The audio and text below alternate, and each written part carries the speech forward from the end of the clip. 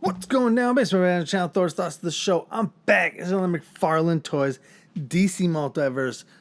It's our first ever collector's edition, Wave 1. It's Alan Scott, the Green Lantern.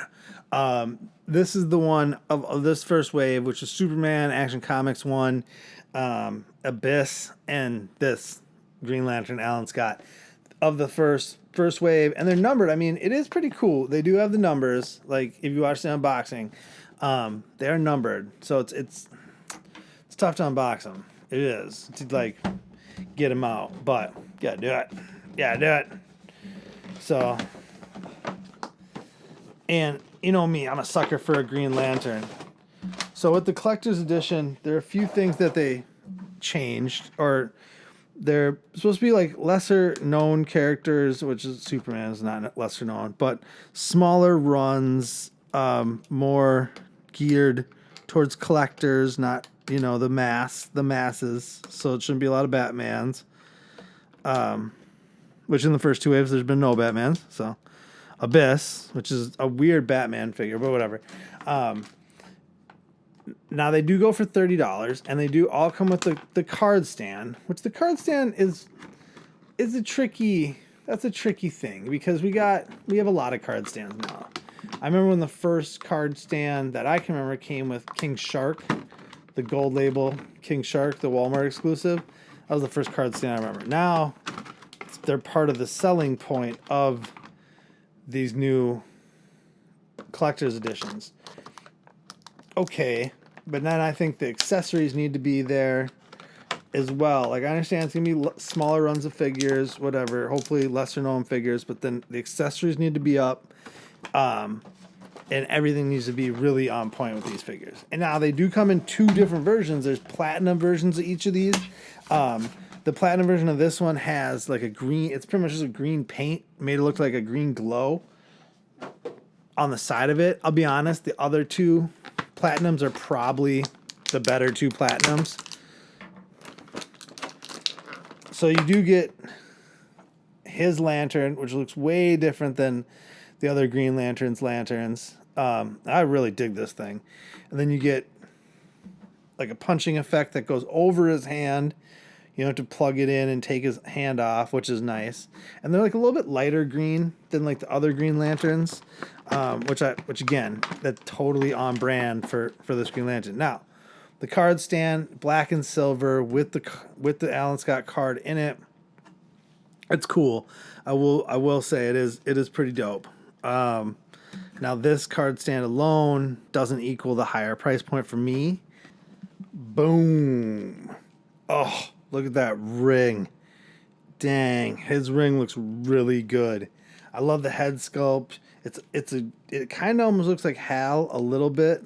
But they changed the hair's a lot more blonder. He does got that thick jawline. I like his lantern symbol in the middle of his chest. This is a really good figure. Now, I will say, it's a Green Lantern. They fly. He should have had a flight stand.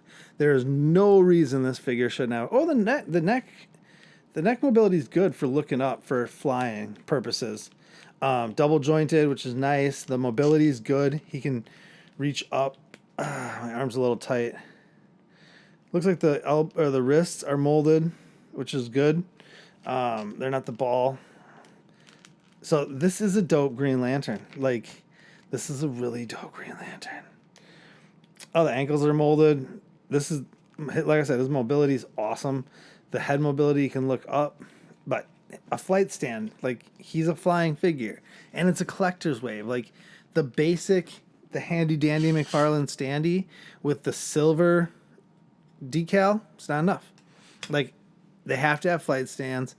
You should definitely have probably an extra pair of hands, just 2 fists, just standard. They should at least have 4. I mean, in Wave 2, the Firestorm has 10 hands, which I don't expect Alan Scott to have 10 hands, but maybe another construct. There has to be something. We're right on the edge there. This is, I would get a lot of this except for this in a $20 figure. So for a $30 figure, you gotta up it a little bit. But it's a gorgeous looking figure. Like the outfit, the boots, the cape with the green inside and the purple backing. I really, really, really wish he had a flight stand because he's a flying figure. So having him on a standing stand it's fine, but it's not ideal. And he's got one open hand and one fist, right? So he can hold the lantern, and he can have his fist like effect on, which is fine. But then I might need a secondary set of hands, or a secondary construct, something. I feel like it just needs just a tad bit more to justify that 29. But it's good. It's a really good figure. All right, let's read the card and I'll give it a grade. All right. Green Lantern, Alan Scott, Day of Vengeance. Real name, Alan Scott. Alan Scott is the first to bear the name Green Lantern. Wielding a ring that focuses a mystical green flame, he was one of the first to put on a cape, become a founding member of the Justice Society of America. As time passed and Alan aged, he evolved into a mentor and inspiration to a generation of new superheroes.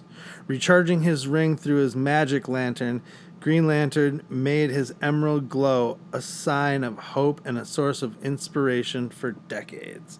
So his lantern is not powered by the battery in Oa, and he's not like a Green Lantern. He's a different type of Green Lantern, which, like I said, is powered by mystic energy.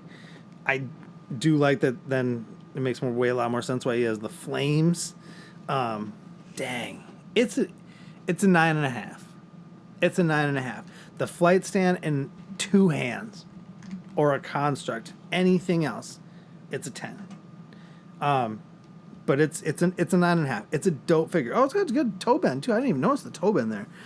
It's a really dope figure. I mean, if you're gonna get any figure out of this first wave of collector's wave, the Alan Scott's the way to go. The Superman is a flip a coin if that's your cup of tea or not. The Abyss, cool looking figure, but I definitely think not necessary for most people. But the Alan Scott, 9.5. That's it. Go get him. He is dope. The platinum version is meh for me. I don't know. Tell me what you think. Let me know. Like, share, subscribe, spread the word. Tell people about the greatness that is Basement Boy Banner. The mediocre content that is Basement Boy Banner. You know, do it. Till the next one. Deuce.